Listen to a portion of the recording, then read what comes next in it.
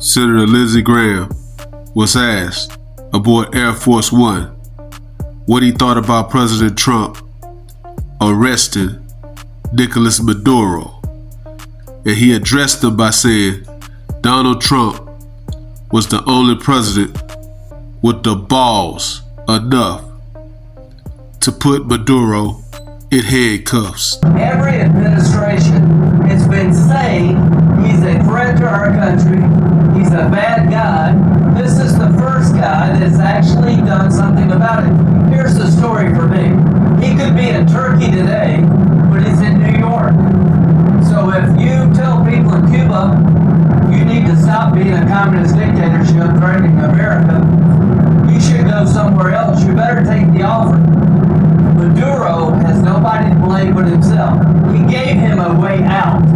He chose to defy Trump and the U.S. military, and his ass is in jail where he deserves to be, and every president has said the same thing, but he didn't. What really played is the fact that he sent millions of people into our country from prisons and from mental institutions and drug dealers and every drug addict in that country, in his country, was sent into our country. Think of that. Every single drug addict from Maduro's country, which isn't really his country, and it's certainly not his country anymore. Every drug addict and every drug dealer has been sent into our country. Now we're getting them back, but it's a very laborious job to get them back. Very hard job. And of course, we're not getting a lot of good backup from certain judges, from certain radical left. But we're doing well on appeals because the people doing the appeals, it seems that the judges are much more sane. What these super radical left judges are doing to our country is incredible. But if you take a look, Maduro sent hundreds of thousands, and even millions of people from jails, from prisons, from mental institutions, drug dealers, drug addicts, everybody. He sent anybody with a proper drug. It can never be forgiven. And other countries have done the same, but nothing like Maduro's. The fact that he sent drugs into our country, we're stopping it rapidly with what we're doing with the sea, because they come in, a lot of it comes in by sea, but it's not coming. The drugs coming in, as I said before, by sea are down 97%. You should be saying, thank you very much, President Trump, great job. Now they can't get anybody to pilot those boats. You know, it's 97%. I'm trying to figure out who are the other 3%. The voters that voted for me, yeah. Let me just say, the voters that voted for me are thrilled. They said, this is what we voted for. So let's just think about it.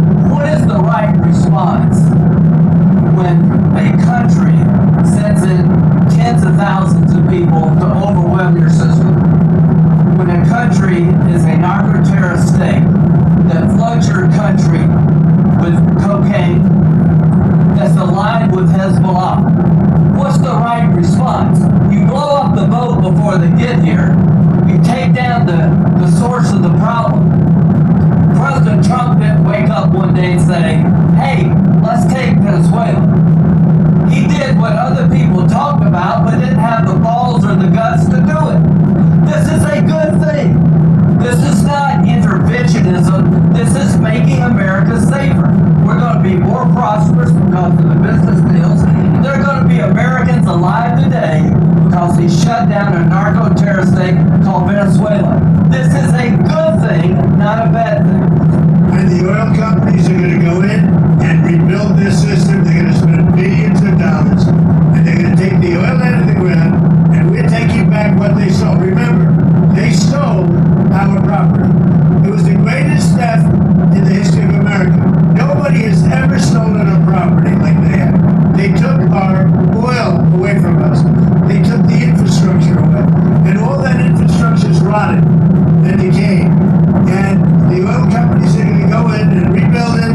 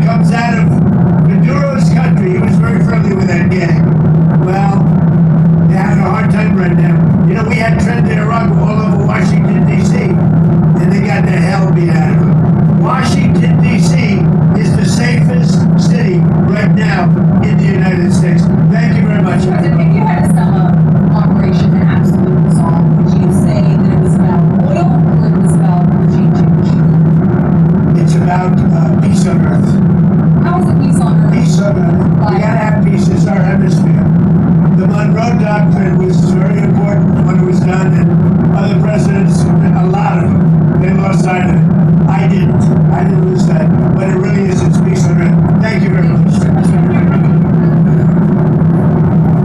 Let's be real about this.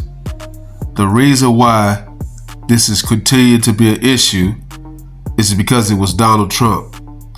If any other president would have did what Donald Trump did and arrested Nicolas Maduro, they would have been praised by it.